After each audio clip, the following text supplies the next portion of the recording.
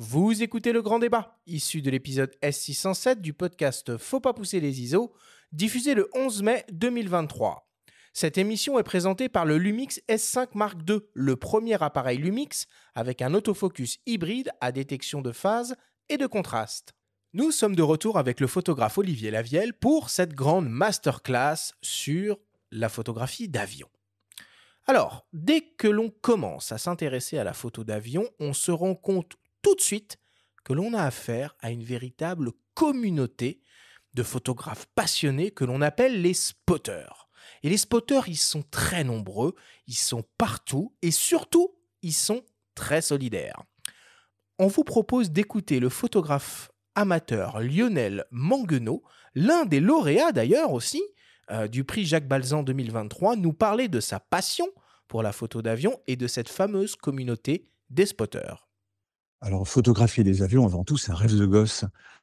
J'ai été élevé avec Pierre Klosterman et le Grand Cirque, et je suis rentré dans l'armée de l'air, j'avais 15 ans.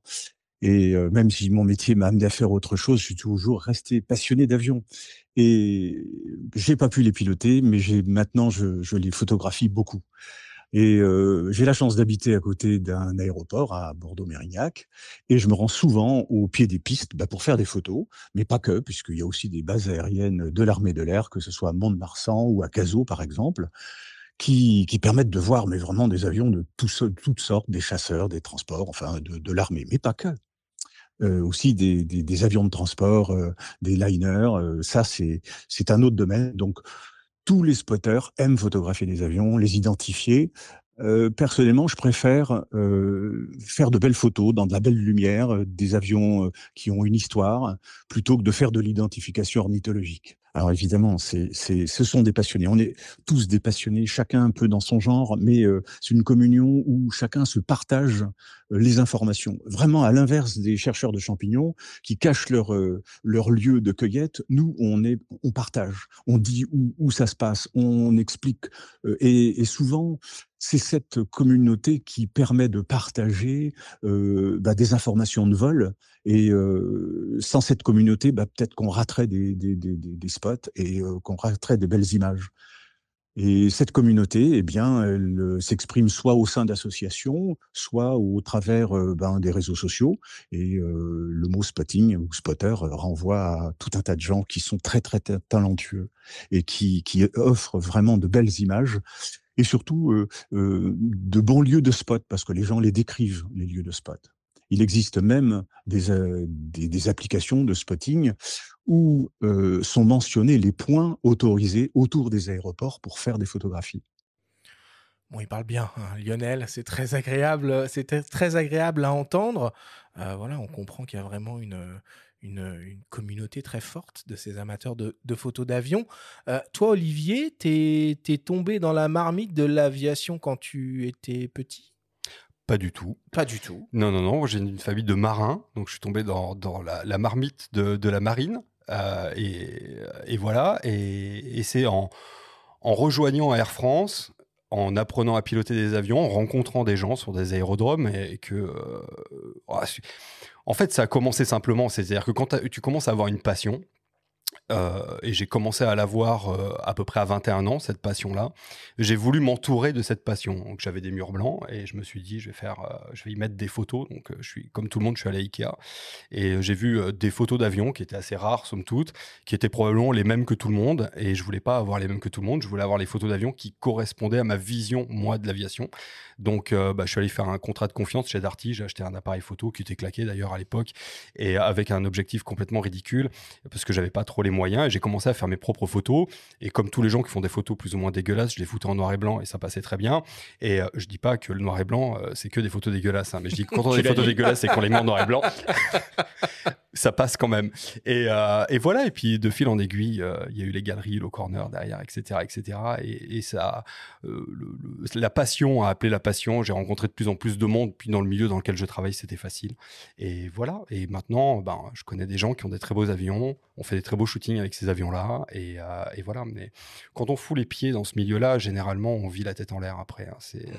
On n'arrive pas à s'en décrocher. Et donc, dans ce milieu-là, est-ce que tu appartiens à cette famille des fameux spotters dont parlait Lionel, ou au moins, est-ce que tu peux nous expliquer ce que c'est un spotter?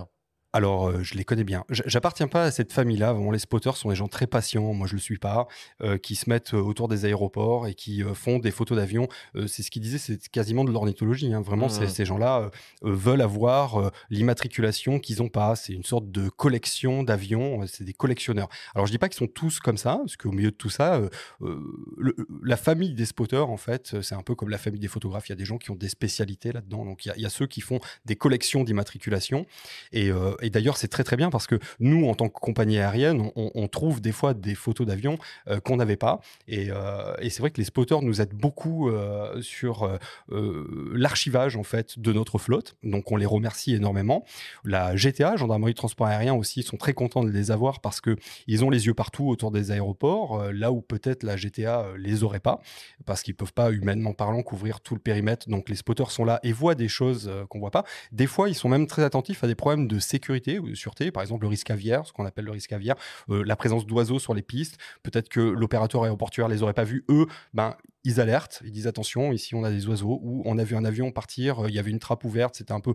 Des fois ça arrive, des problèmes techniques, et c'est les spotters qui informent les compagnies aériennes d'un certain nombre de problèmes. Donc ils sont là, ils ont une raison d'être. Et puis au milieu de ces spotters-là qui font de l'archivage, il y a des artistes photographes comme M. Maguenot, qu'on a entendu tout à l'heure, qui eux font de la photo d'avion qui correspond plus à une vision propre de l'aviation, donc peut-être plus onirique, peut-être plus artistique, etc. Donc on trouve de tout dans ce milieu-là, et effectivement, ils sont très solidaires, c'est un vrai plaisir de les côtoyer. Cette notion de fraternité collégiale, presque de partage, il fait une petite opposition par rapport aux cueilleurs de champignons, on pourrait la faire par rapport aux photographes animaliers, hein, qui vont garder peut-être une chasse gardée sur leur territoire. Elle est intéressante. Tu te retrouves là-dedans, du coup? Oui, complètement. Ça, c'est un truc sur lequel moi j'essaie de lutter désespérément, que ce soit dans les conventions qu'on fait au salon de la photo, etc. De dire aux photographes, voilà, n'ayez pas peur des autres photographes, c'est ridicule. Chacun a sa propre vision du monde. Il y a une vision du monde par individu sur cette planète. Potentiellement, on a presque 8 milliards de visions du monde. Garder sa chasse gardée, c'est ridicule. D'abord, on se prive de rencontrer des gens bien avec qui on peut sympathiser. On se prive aussi de la possibilité d'obtenir des informations de ces gens-là, parce que quand on refuse d'en donner, généralement, on ne vous en donne pas non plus. Et il y a peu de chances qu'un photographe fasse exactement la même photo qu'un autre photographe. Ça, c'est ridicule.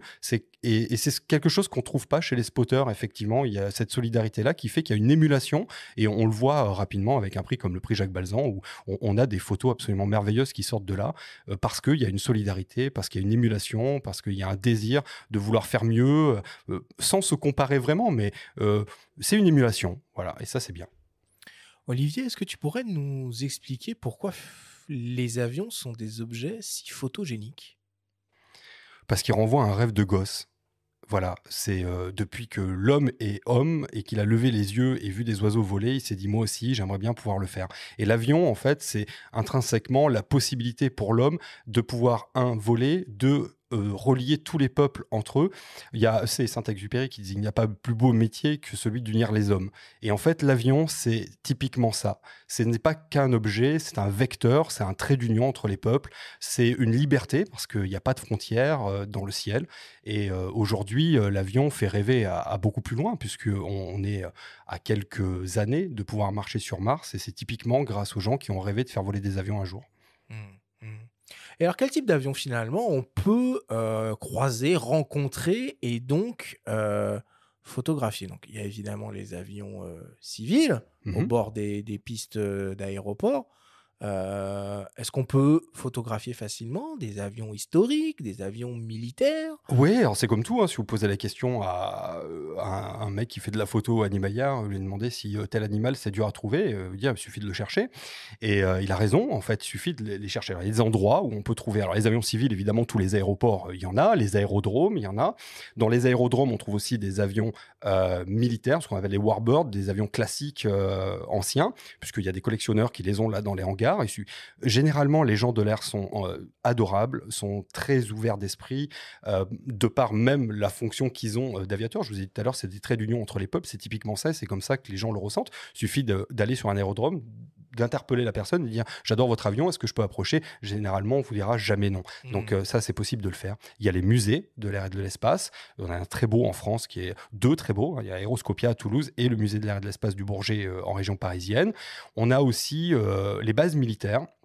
Donc, il suffit de se mettre autour, ou alors d'interpeller les services de communication des armées, de dire voilà, je suis photographe, ça c'est tel est mon travail, est-ce que vous me donneriez accès à votre base militaire? Et ils le font de temps en temps. Alors, évidemment, il y a une enquête, etc., etc. C'est pas facile, mais c'est faisable. Voilà. Et il y a les meetings aériens. Et là, les meetings aériens en France, on en a quelques-uns qui sont absolument magnifiques, comme voilà, Air Legend, par exemple. Oui, parce qu'on va y venir au meeting aérien, mais il y a d'autres aspects qui sont très photogéniques. Dans les avions, ils peuvent être au sol, et on peut peut-être même photographier tout ce qui est à bord, faire des gros plans, des choses comme ça. Toi, Ouais, ça il y a te... deux approches. Il y a l'avion en Ouais. vol et puis il y a l'avion au sol. C'est ça. Alors, typiquement, moi, je préfère les avions au sol que les avions en vol. Il y en a qui préféreront les avions en vol, et puis il y en a qui préféreront prendre des petits détails sur les avions, etc. Alors, ça dépend vraiment de son approche de l'aéronautique. C'est comme pour tout, hein, vous le connaissez aussi bien que moi, ce système-là de photographie. La photographie, c'est vraiment l'expression d'une vision du monde. Je pense qu'il faut rappeler à tous les gens que la photo, c'est pas un média, c'est un art. Et donc, l'art se définit par la personne qui décide de le faire. C'est-à-dire que c'est une construction qui date du moment où on est jusqu'au moment présent où on crée son œuvre artistique. Et donc, le rapport qu'on a à l'objet, ici l'avion, eh bien, est défini par le parcours personnel et individuel. C'est pour ça qu'il n'y a pas deux photos d'avion qui se ressemblent. Il n'y a pas deux approches de l'aviation qui se ressemblent. Il y a des gens qui vont vouloir rendre hommage aux gens de l'air en prenant les avions en photo. Il y en a qui vont vouloir rendre hommage au dessin, à vraiment l'architecture de l'avion. Il y en a qui vont vouloir rendre hommage à la performance. Il y en a qui vont vouloir rendre hommage au fait que cet avion vole, au fait que cet avion est au sol. Peu importe comment on regarde cet avion-là, en fait, il y a autant de visions qu'il y aura de photographes. Une fois qu'on est décidé à se lancer, du coup, la première question qu'on doit se poser, c'est où photographier les avions. Alors, tu as donné quelques pistes et évidemment, l'un des endroits les plus naturels pour aller photographier des avions, c'est les fameux meetings aériens qui se déroulent généralement au beau jour un peu partout en France. Certains d'entre eux accueillent même les spotters à bras ouverts et c'est le cas par exemple de Air Legend qui se déroulera du 9 au 10 septembre prochain à Melun près de Paris. Nous avons contacté Isa Bazin, la directrice déléguée de l'événement. On l'écoute. Le meeting aérien Air Legend existe depuis 2018. Il commence donc à faire ses preuves et à être connu au niveau européen. Ses caractéristiques sont d'une part son importance. C'est vraiment le plus gros meeting aérien public français de nos jours. Et par la variété des appareils qui peuvent être vus sur place. En particulier ce qu'on appelle des warbirds, c'est-à-dire des avions de chasse de la Deuxième Guerre mondiale, ou des bombardiers de la Deuxième Guerre mondiale, par exemple pour cette année. Aussi des avions militaires, des Rafales, la 400M, la Patrouille de France, qu'on peut voir évoluer en l'air, mais aussi qu'on peut voir au sol, pour les amateurs de gros plans. Les spotters qu'on trouve en meeting aérien ont une vision beaucoup plus artistique. Voilà, on a des relations particulières avec certains qui partagent avec nous leurs photos et on leur fait une place tout à fait privilégiée en leur donnant accès à une offre qu'on appelle l'offre spotter, qui est donc une entrée très spécifique. Déjà, c'est une entrée pour quand le meeting n'est pas encore ouvert le vendredi, qui est très très intéressant parce que c'est la journée des arrivées. Et notamment, il n'y a pas de sono. Donc, pour ceux qui font de la vidéo, c'est très intéressant parce qu'il n'y a que le bruit des moteurs. Ils peuvent s'entraîner sur les répétitions. Ensuite, le samedi et le dimanche, ils ont toujours accès à des zones réservées, à des horaires spécifiques aussi. Ensuite, ils ont dans leur espace privé possibilité de s'asseoir, de garder leurs affaires. Ils ont un parking spécifique aussi, puisqu'on pense à eux et au matériel qu'ils trimballent d'habitude. Voilà, donc quand ils portent des sacs très très lourds, ils peuvent bénéficier du parking qui est en zone plus rapprochée. Et quelque chose qui est très très apprécié, c'est qu'en fait, dès le matin, le responsable spotter va donner le programme des vols. que moi je leur communique à la sortie du briefing. Et tout au long de la journée, via la direction des vols, on leur envoie les petites informations vraiment très en mode insider. S'il y a par exemple un changement de timing, on va leur dire bon, dans 10 minutes, il y aura tel avion. Donc ça leur permet aussi de pouvoir s'ajuster, puisque entre un biplan qui passe au ralenti et un Rafale qui va très très vite et très très haut, bien sûr, il faut qu'ils soient prêts et qu'ils puissent anticiper. On comprend bien qu'ils sont pas pris à la rigolade, hein, les spotters, dans le cadre de ce meeting Air Legend. Bon, les meetings, c'est génial. Alors, il n'y a pas que Air Legend, hein, il y a le Bourget hein, qui va arriver très prochainement. Je crois que le meeting aérien de la Ferté-Alais, qui est super. Qui est aussi très réputé. Alors, hormis finalement ces meetings où les choses sont très organisées, très cadrées, quand on veut faire de la photo d'avion et qu'on veut se positionner à proximité des pistes de décollage et d'atterrissage des aéroports, il y a quand même des règles de sécurité à respecter. On ne peut pas faire n'importe quoi, j'imagine. Absolument. Ça reste des zones aéroportuaires, donc évidemment, il y a des endroits vers lesquels on ne peut pas aller, donc il faut absolument respecter les règles qui sont édictées. D'ailleurs, pas par le meeting particulièrement, mais par l'autorité de tutelle, qui est la Direction générale de l'aviation civile, et la gendarmerie du transport aérien. Donc, vous voyez que si vous transgressez ça, vous risquez quand même un petit peu lourd, en amende, éventuellement en peine de prison, hein, puisque c'est des zones qui sont excessivement sécurisées. Généralement, ça se passe bien, les gens le savent, hein. Il suffit de voir évoluer un avion, ne serait-ce qu'un avion à hélice au sol, pour comprendre qu'il y a quand même un périmètre à respecter si on ne veut pas finir bien plus mal qu'avec une amende. Voilà. Donc, il y a des gilets à porter en fonction des zones dans lesquelles on va, des gilets haute visibilité. Il y a tout un tas d'accessoires en fait, qui sont obligatoires. Mais une fois qu'on a pris conscience de ça, et généralement on est bien briefé par les gens de ces meetings-là, ça se passe très bien. On n'a plus qu'à s'occuper de sa création artistique. Et tu as des quotas de place, un peu comme autour des stades ou alors dans les fosses pour photographier un concert, ou comment ça se passe ? Oui, alors ça va dépendre des organisateurs hein, et de la place qui est dédiée. Par exemple, sur un meeting comme la Ferté-Alais qui se passe sur une espèce de plateau au-dessus d'une colline, il n'y a pas énormément de place. Donc, effectivement, là, il va plus y avoir des quotas, etc. Sur un meeting comme Air Legend qui est assez énorme, bon, c'est difficile de ne pas trouver de la place. Ouais. Voilà. Donc, il faut vraiment s'y prendre en avance. Mais c'est ça qui est rigolo avec la photographie d'aviation, c'est que ça se prépare vraiment comme on va préparer un vol. C'est-à-dire qu'il va falloir faire son plan de vol, choisir son bon matériel, se faire son propre briefing, être prêt à toutes les éventualités. Et quand Isa dit qu'effectivement, il donne les informations vraiment en avance, c'est vraiment bien de faire ça, puisqu'on va pouvoir choisir les bonnes focales, éventuellement le bon boîtier au bon moment pour le bon appareil, puisque effectivement, elle le disait très bien, un Rafale Marine ou un Rafale de l'armée de l'air, ça évolue pas pareil qu'un vieux biplan de la Première Guerre mondiale. La clé, on comprend bien, c'est l'information, hein, finalement, pour réussir à faire des photos d'avion en vol, en l'occurrence. Il y a quand même un certain nombre de choses qu'il faut prendre en compte. Voilà, la vitesse et le type d'appareil, dans quelle zone ils vont évoluer, est-ce qu'ils vont aller très haut, est-ce qu'ils vont être très bas, très rapide, très lent. Il y a aussi la position du soleil, tout bêtement. Tout à fait. J'imagine. Tu aurais des petits conseils, là, comme ça, à nous donner de cadrage et de composition pour alors, sans rentrer dans la technique, hein, tu vois, mais pour réussir des photos d'avions en vol qui claquent. Même si tu préfères les avions au sol. Ouais, tout à fait. Alors déjà, il faut venir avec une longue focale, hein. Ça, c'est à peu près comme la photo d'oiseau, par exemple, ou la photo animalière. Si vous venez pas avec une longue focale, vous allez rien faire du tout. Alors si, vous allez faire des photos, puis après, vous allez croper comme un dégueulasse dans l'image. Mais c'est quoi le minimum alors requis?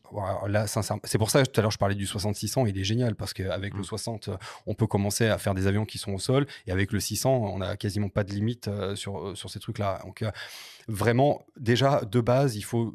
Alors, j'ai pas à dire ça parce que souvent je dis aux gens, faites de la photo avec ce que vous avez parce que vous pouvez pas faire de l'art. Mais sur cette technique-là particulière, si vous n'avez pas un autofocus qui déboîte, si vous n'avez pas un téléobjectif correctement stabilisé, qui marche très bien avec votre autofocus, etc., vous allez peiner. Hein, vraiment, voilà. Quand vous êtes au 600 mm et que vous avez un Rafale qui vous passe à 900 km/h dans le bled, je peux vous garantir que c'est difficile de l'accrocher, quoi.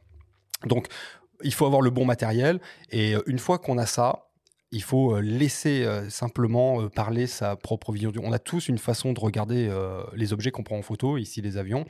Faut pas essayer de faire comme tout le monde. Il faut essayer de faire comme nous on les voit. Voilà. Donc la plupart du temps, les gens prennent des photos en rafale comme ça parce que c'est dommage de faire ça.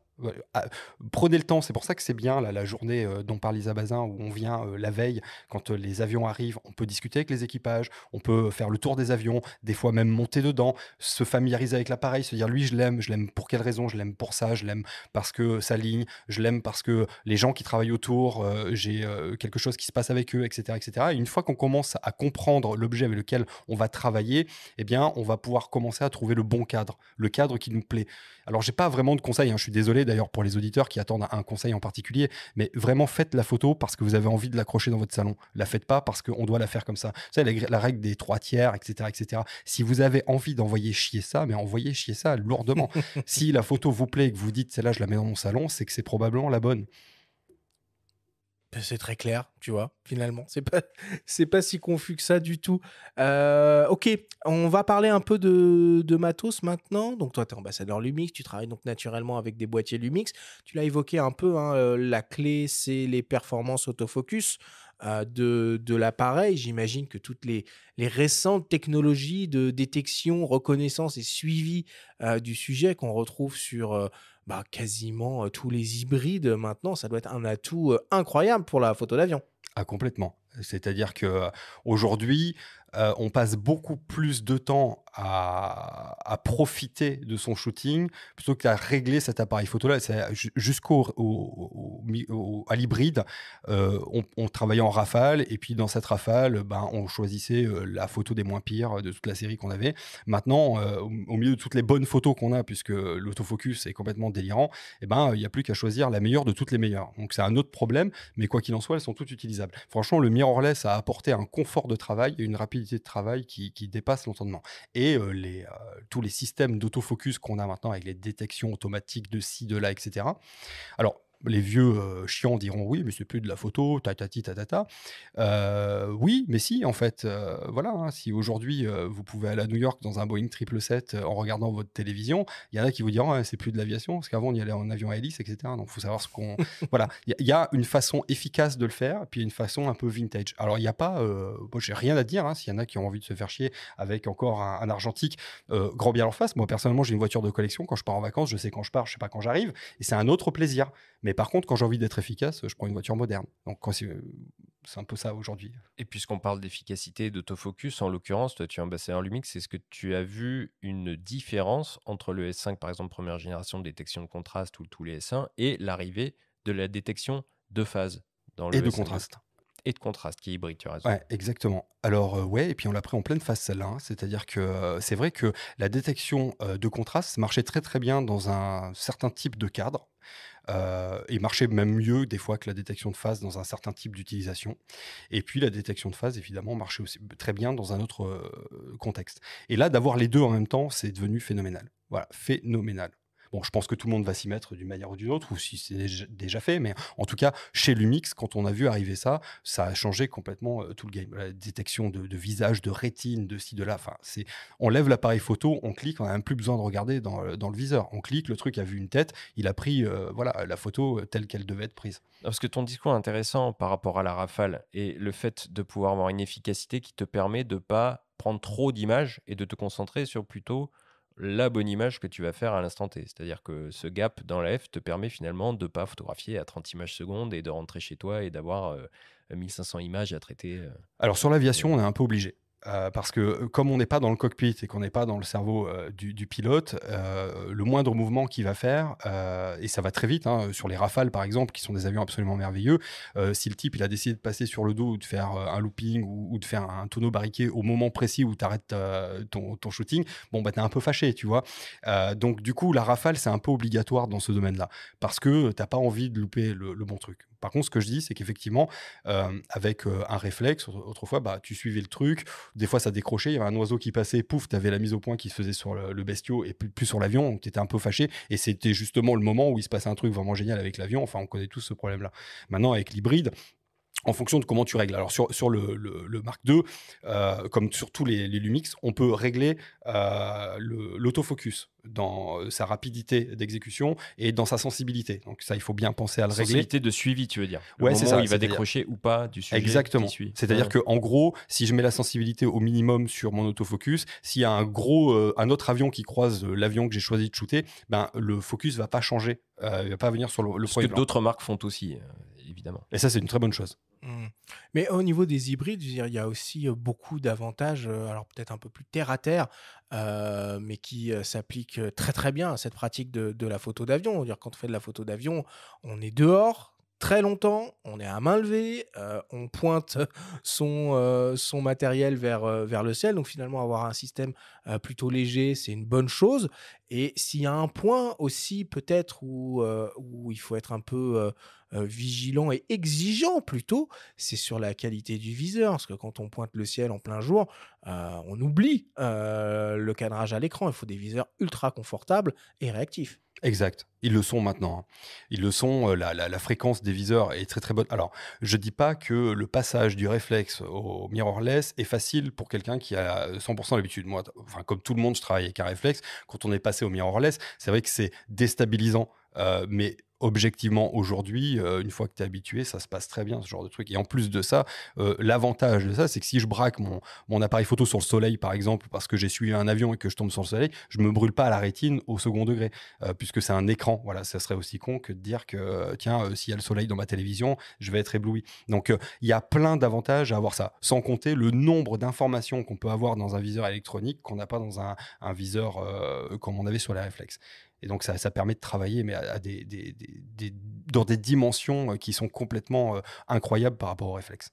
Et depuis tout à l'heure, tu parles beaucoup de mirrorless, on précise, nos auditeurs, donc les appareils sans miroir, qui sont des hybrides en français, enfin, qui est un mot qui veut absolument rien dire. Donc mirrorless est effectivement parlant, un terme plus parlant, plus adéquat. La plupart de ces boîtiers aujourd'hui sont stabilisés en interne. Ah ouais, et puis, il y a d'autres optiques qui le sont aussi. Comment tu gères la stab en photo aérienne? Parce que souvent, c'est en plein jour. Est-ce que tu as réellement besoin de ça? Avec les vitesses que tu utilises? Ou peut-être pour faire défiler. Alors, c'est-à-dire qui peut le plus, peut le moins, hein. Moi, je conseille à tout le monde de les foutre pleine balle, hein, les stabilisations. Alors, attention, on parle de photo, on parle pas de vidéo, hein. Attention, pour la vidéo, ça peut créer des artefacts qui sont un petit peu gênants. Par contre, pour la photo, vous ne prévoyez pas de mettre toutes les stabilisations si vous les avez, hein. Quoi qu'il arrive, ça mange pas de main, hein, finalement. Voilà. Bon, si on pouvait faire quelques petites recommandations de boîtiers pour des gens qui souhaiteraient s'équiper, hein, finalement, pour cette pratique-là, mais pas que. Photo d'avion doit voir de loin. Tu nous parles de 600 mm, tout ça. J'imagine finalement que la taille du capteur, on a plutôt intérêt à être sur des petits capteurs pour bénéficier des coefficients de conversion. Bon, chez Lumix, on a la chance de pouvoir trouver des choses en micro 4 tiers et en 24-36 mm. Du coup, on irait quoi vers le système micro 4 tiers ou le 24-36? Ça dépend du budget. Ouais, c'est vrai, remarque, évidemment. Voilà. Évidemment. Ça dépend du budget. Alors, je vais te dire quelque chose qui va faire un petit peu grincer les dents de certains, mais 90% des gens qui vont prendre de la photo sur les meetings, ils vont les mettre sur des disques durs et ils vont les foutre sur Instagram. Okay, donc là-dessus, vous feriez des photos avec des smartphones, ça serait pareil. Voilà, ça ne changerait pas grand-chose. Le truc, c'est que le type n'a pas beaucoup d'argent, va vouloir acheter un bon boîtier, là-dessus il va mettre un 300 mm, et puis il va prendre des photos qui auraient mérité un 600, donc il va cropper dans sa photo, puis il va se retrouver avec l'équivalent d'un 12 millions de pixels s'il a un avec 4 millions. Bon. Du coup, ça va dégrader la photo, c'est ridicule. Alors qu'avec moitié moins cher, il aurait pu se payer un G9, c'est-à-dire un micro 4 tiers, avec un 100-400 de Leica dessus, c'est-à-dire équivalent 200-800 mm. Et là, il n'y avait pas besoin de la cropper, la photo. On reste à 24 millions sur du 800 mm, avec une rafale à 30 images par seconde, voire 60 images par seconde avec le shutter électronique. Pour moi, c'est la meilleure arme possible qu'on puisse avoir dans un budget en dessous des 2000 balles. Pour pouvoir faire de la photographie aussi bien animalière que de la photographie aérienne. Maintenant, si vous avez un budget qui est un peu plus large, vous achetez, par exemple, ce que j'ai moi, là, c'est le S5 Mark II, qui a une rafale à 30 images par seconde, avec un 60-600 de Sigma dessus. Et là, vous êtes refait, c'est sûr, quoi. 600 mm, vous êtes très bien. Un petit peu moins bien qu'avec le 800 mm, équivalent 800 mm, mais 60-600, incroyable. La vitesse de fonctionnement de l'autofocus sur cet objectif-là, puis en plus le rapport qualité-prix est complètement ahurissant. Et si vous avez un petit peu moins de budget, Le 150-600 a baissé depuis le 60-600 et on en trouve à 1300 balles. D'ailleurs, sur MBP, en l'occurrence. Puisque, MPB, ouais. MPB, pardon. Et le 150-600, effectivement, Sports, parce qu'il n'y a pas de version Contemporary, du moins encore comme il pouvait y avoir en réflexe, mais tu as raison de signaler ces deux zooms-là, parce que par contre, dans la gamme Lumix S, là, il y a des trous au niveau des longues focales, donc on peut aller chercher chez Sigma. Tout à fait. Ces manques-là. C'est pour ça qu'il y a une alliance. Leica, Sigma, Panasonic, enfin Lumix. Bon, en tout cas, là, pour le coup, au niveau des optiques, il y a vraiment du choix chez tous les constructeurs sur des plages de focale. Alors, mais par pitié, pas de doubleur de focale. Alors, pourquoi cela ? Ça marche pas du tout. L'autofocus se perd dans ce truc-là. La qualité photographique est impactée. Vous avez des artefacts ridicules. Vraiment, si vous voyez un tyrannosaure et que vous avez besoin d'un doubleur de focale, si la photo est claquée, vous la vendrez quand même sur les géographiques, on est d'accord. Hein. Donc n'hésitez pas, mais si vous voulez faire quelque chose de propre, évitez ce genre de truc. Économisez un peu, achetez une plus longue focale, mais un doubleur, non. Oui, en plus, toutes les focales, ou la plupart, ont des ouvertures déjà glissantes et peu lumineuses. Donc, ajouter un doubleur à ça, tu perds encore. Hein. Même si tu es en plein jour. Même si la lumière, a priori, c'est pas trop le problème en photo d'aviation, pour le coup. Non, mais bon, du coup, trop fermer le diaph, je sais pas si c'est bon non plus, quoi. Ouais, cela dit, si on a un meeting aujourd'hui, je peux te garantir que la lumière, ça va être un problème. Hein. Ce qui tombe de flotte. Ouais, par exemple. Ok, bon voilà pour la partie matérielle, on va rentrer peut-être un peu plus dans les petits réglages. Hein. Finalement, un avion, c'est quelque chose qui se déplace vite. Qu'est-ce qu'on utilise ? Quel mode de prise de vue ? C'est quoi les temps de pause adéquats ? Comment on gère les ISO ? Rafale par rafale, tu as déjà un peu commencé à nous donner ton point de vue là-dessus. Bon, voilà, comment on optimise les réglages de son boîtier pour mettre toutes les chances de son côté. Alors, il y a plusieurs types d'avions. On en a parlé tout à l'heure. On va simplifier. On a l'avion à réaction, puis on a l'avion à hélice. Ils ne volent pas de la même manière. Et puis, ils n'ont pas le même profil esthétique. L'avion à hélice, ce qui est intéressant, c'est d'essayer de ne pas figer l'hélice, par exemple, et d'avoir cette espèce de rond qui va dans la vitesse de l'hélice pour donner cette impression-là. Donc là, on est fatalement obligé de descendre la vitesse d'obturation. Donc, et c'est ça qui est compliqué. C'est pour ça que je vous disais tout à l'heure, il fallait vraiment préparer son truc. C'est que en fonction de l'avion, vous prenez un Spitfire, le rendement de l'hélice est pas le même que sur un Boeing Stearman, par exemple, qui a un vieux biplan de l'entre-deux-guerres, vous voyez, enfin du début Seconde Guerre mondiale. D'où l'importance des infos. Exactement. Communiquer en amont. Parce que là, ils te dire, ah bah tiens, c'est un Spitfire qui arrive. Donc tu gères comment ? Et ben là, il va falloir augmenter sa vitesse d'obturation parce que si tu la descends trop, on verra plus l'hélice, plus que sur un vieux biplan par exemple, où là l'hélice va tourner moins vite, d'accord ? Là-dessus, comme tu descends en vitesse d'obturation, il va falloir que tu aies un truc vraiment bien stabilisé. Donc, tout à l'heure, on en parlait justement de la stabilisation. Dans quel cas il fallait avoir la stabilisation allumée de partout, là où elle était disponible. Là-dessus, typiquement, si je descends en vitesse d'obturation pour faire un beau suivi et que l'avion soit net malgré l'hélice avec son phénomène de rotation, il va falloir que j'ai une bonne stabilisation. Voilà. Et là, les ISO, c'est pareil. Hein. Connaissez votre matériel vraiment sur le bout des doigts. Sachez à quel moment les ISO commencent à dégrader salement votre photo. Encore une fois, ça c'est très subjectif parce qu'il y a des gens qui aiment bien ou qui n'aiment pas bien. Mais enfin, il y a toujours un moment où on trouve que c'est vraiment dégueulasse. Donc en gros, il ne faut pas hésiter à régler les ISO avec une valeur basse, une valeur haute, de telle manière que quand on se met sur ISO auto, ça ne dépasse pas ces valeurs-là. Sûr, ouais. Voilà, ça c'est un peu le basique. Et encore une fois, il y a des profils. Par exemple, sur le Lumix, il y a C1, C2, C3, avec des profils qu'on peut programmer. Donc, vous pouvez très bien, sur le C1, C2, C3, programmer un profil pour les avions de chasse, un profil pour les avions à hélice de dernière génération. Et un profil, pour un meeting comme ça, on est prêt à toutes les situations. Mais le mode priorité peut-être le plus intuitif, du coup, ça va être le mode vitesse. S, du coup, pour basculer d'une vitesse à l'autre. J'avoue que j'ai pas d'avis sur la question. T'as pas de... Non, véritablement... On peut faire les choses avec les deux modes en fait, quoi. Enfin, c'est juste une vue de l'esprit, quoi. C'est-à-dire que les modes comme S par exemple, il y a des gros passages nuageux et qu'on a des pertes de diaph, en veux-tu en voilà, ça peut être super intéressant de passer là-dessus plutôt que de refaire les réglages à la main toutes les 15 secondes maintenant. Plein ciel bleu avec un passage qui va se passer dans les 15 prochaines minutes. Là, on peut se permettre d'être sur M et de faire un réglage nominal et puis de s'y tenir. Donc ça dépend vraiment du profil de shooting en fait en fonction du duo sujet météorologie par exemple. Il n'y a pas de sacro-saint. Non, c'est comme. C'est une vraie question de profane. Hein.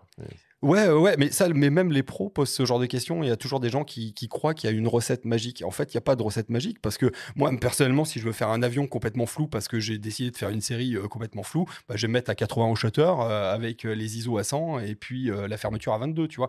Donc, vraiment, faites ce que vous voulez, c'est ça le sujet. Et puis, s'il y a un mode avec lequel vous êtes plus à l'aise qu'un autre, c'est celui-là qu'il faut utiliser. Et même là, je vais faire gueuler un peu tout le monde, mais si vous voulez passer en mode tout automatique, je veux dire, le sujet d'une photo, son existence, c'est le moment où vous allez la pendre au mur une fois imprimée. Et personne ne va vous demander si vous étiez en automatique, sur M, sur C ou sur autre chose. Bien sûr, ce qui m'amène justement à la dernière question un peu technique au niveau de l'autofocus, qui est le sujet le plus délicat sur ce genre de prise de vue.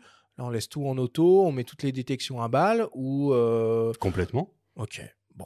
Ah, complètement. C'est encore une fois, je le redis là parce que je pense que les gens doivent l'entendre. Pas les vieux bougres de la photo, mais les gens qui hésitent et qui ont un complexe à se dire tiens, moi j'ai une vision du monde, mais je vais pas parce que j'ai pas les moyens, parce que j'ai pas la technicité, etc., etc.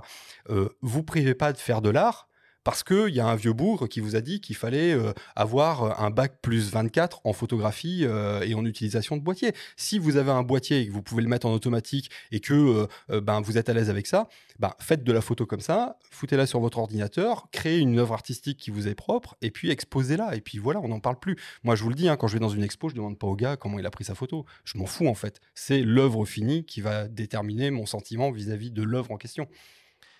Et d'ailleurs, en parlant d'œuvres finies, d'exposition, toi, tu utilises les modes haute définition de ton boîtier. On a déjà parlé un petit peu en off. Est-ce que c'est un réel intérêt, ça? Est-ce que tu le vois vraiment à l'œil nu? C'est-à-dire que tu pars d'un capteur de 24 millions de pixels et avec ces modes-là, tu peux avoir une définition plus élevée. Donc, quand tu photographies au sol des avions, et ça marche vraiment, ça. Ouais, c'est un truc de fou.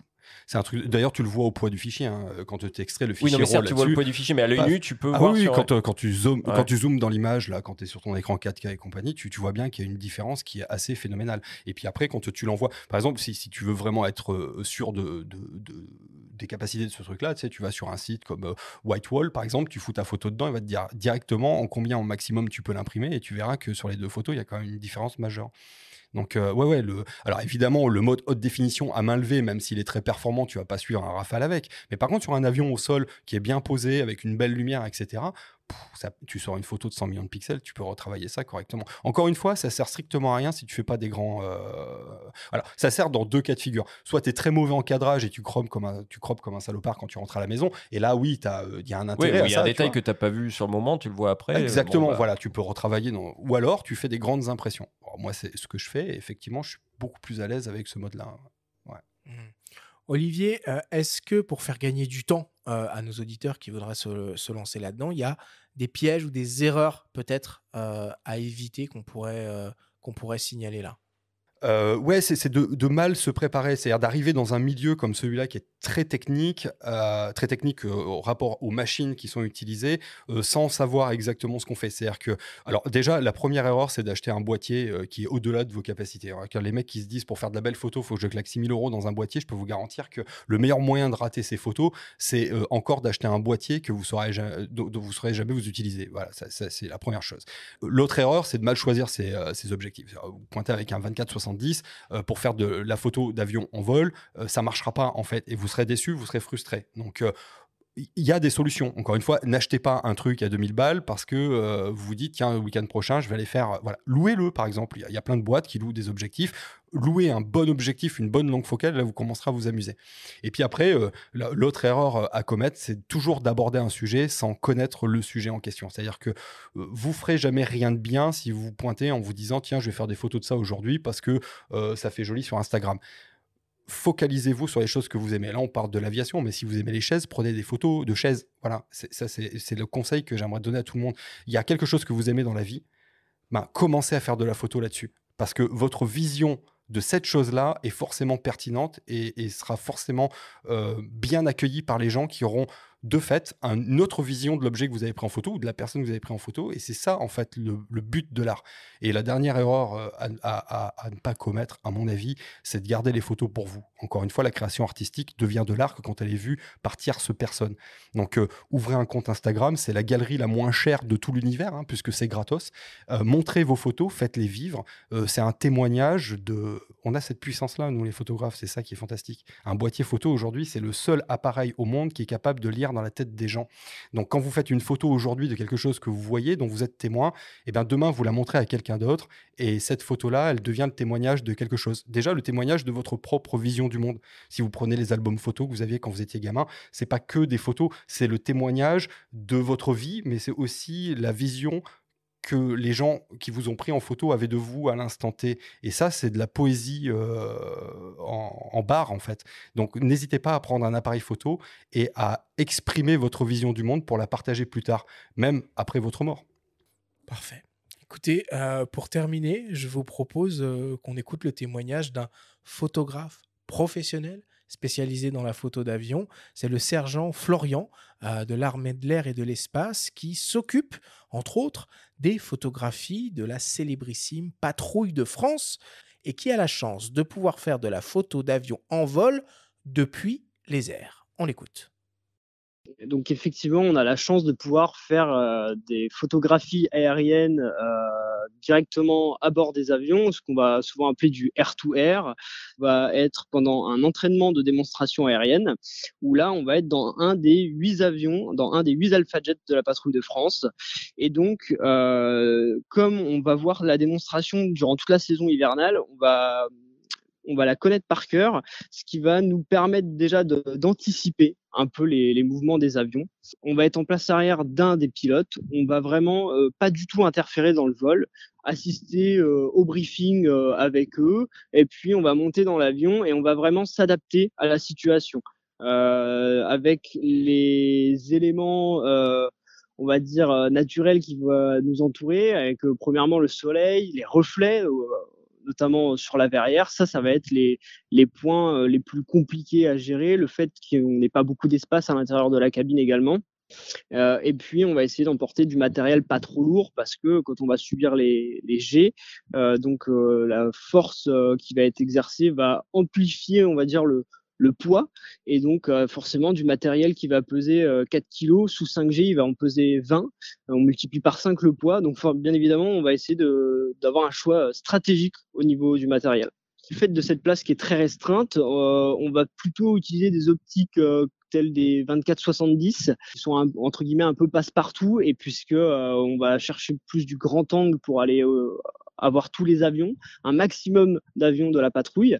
Et puis, effectivement, ce manque de place avec cette verrière qui vient un peu nous oppresser quand on essaie de travailler. On peut pas prendre énormément de recul. Et donc, pour ceux qui ne le savent pas, il y a la spécialité photographe au sein de l'armée de l'air et de l'espace, avec plusieurs postes qui sont ouverts chaque année pour cette spécialité. Et donc, on a l'incroyable chance, je dirais, de pouvoir faire ce travail au plus proche des avions, au sein de l'armée de l'air et de l'espace.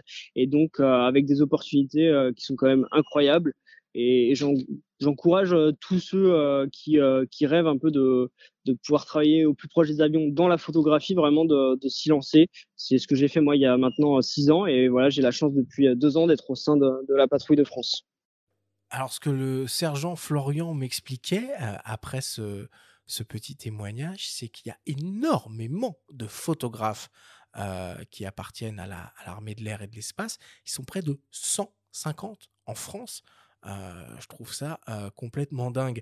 Bon, Olivier, évidemment, la photo d'avion en vol depuis les airs, c'est le Saint Graal, j'imagine, mais bon, c'est pas accessible à tout le monde, ça. Ouais, alors c'est le Saint Graal, peut-être, pour ceux que ça intéresse, mais effectivement, c'est pas accessible à tout le monde. D'abord, là, on a l'ultime exercice avec ces mecs-là. Toi, tu arrives à rater une photo au sol, eux, ils sont à 6G, ils arrivent à en réussir. Donc là, pour moi, c'est quand même des héros, quelque part. Et effectivement, ouais, pour s'incruster. Alors, On peut commencer calmement, hein. Il suffit de se rapprocher d'un aéroclub. Il y a toujours un type qui va sortir un avion. Tu partages les frais du truc, ça va pas te coûter grand-chose. 1 heure de vol sur un Cessna, ça va être 150, 170 balles. Donc pour 70 balles, tu peux monter avec un gars qui va t'emmener et tu pourras faire de la photo en vol avec peut-être un autre avion de l'aéroclub, etc. Encore une fois, quand on veut et quand on cherche, on trouve. Voilà, mais c'est une démarche qui peut-être fait peur ou peut-être les gens se disent ben c'est inaccessible justement, donc c'est pas pour moi. Mais en fait, si, je vous garantis que c'est pour tout le monde, donc faut pas hésiter. Les aéroclubs, porte d'entrée absolue. Et le seul risque qu'on prend avec les aéroclubs, c'est qu'une fois qu'on a foutu le pied dans un avion, on risque de ne jamais vouloir en sortir. Et là, ça commence à coûter cher. Il faut regarder l'état des vitres, non, quand même. Si tu montes dans le Cessna. Parce Ouais, alors il y a des avions où on peut ouvrir un petit vantaux comme ça. Alors attention à pas foutre parce qu'on a tous vu ces vidéos avec des mecs qui essaient de prendre des trucs avec des smartphones et le smartphone s'envole. Mais il y a des avions qui sont que par équipés. soleil, Ouais, il c'est soit ça. bien vissé, quoi. Alors, il y a des avions qui sont équipés. Voilà, il y a des avions qui sont équipés. On peut ouvrir une petite fenêtre comme ça et puis prendre des photos depuis l'extérieur. Voilà. Évidemment, le mieux, c'est la 400M. On ouvre la soute arrière, on s'assoit sur le bord et puis derrière, on prend des Rafales ou des F1. C'est sûr que là, on est sur autre chose. Mais encore une fois, il y en a plein qui le font. Et alors, il y a un cheminement, c'est-à-dire que l'armée de l'air ne va pas vous ouvrir l'accès à ça si vous êtes complètement inconnu au bataillon, c'est le cas de le dire. Donc, il va falloir que vous ayez un parcours, que vous fassiez connaître en tant que photographe aéronautique, puis après, rien n'empêche de faire des démarches, hein. Il y a les services de com des armées, qui sont des gens très sympathiques, très ouverts sur le sujet. Vous leur envoyez un dossier, vous dites voilà, je fais ça, j'ai pour projet de faire ça. Est-ce qu'il y aurait possibilité d'eux? Ça va pas arriver demain, mais le jour où ils vont sortir un avion ou un truc, ils vous inviteront. Moi, j'en connais plein qui ont réussi à faire ça et c'est vraiment chouette. Et vraiment, les militaires en France sont très, très ouverts et très sympathiques. Faut surtout pas hésiter à les contacter. Allez, on va conclure là-dessus. Merci beaucoup, Olivier, pour tout ce que tu nous as raconté sur ce sujet qui est ô combien passionnant et je trouve personnellement assez inspirant et qui va donner, je suis sûr, de très nombreuses idées de photos à tous nos auditeurs.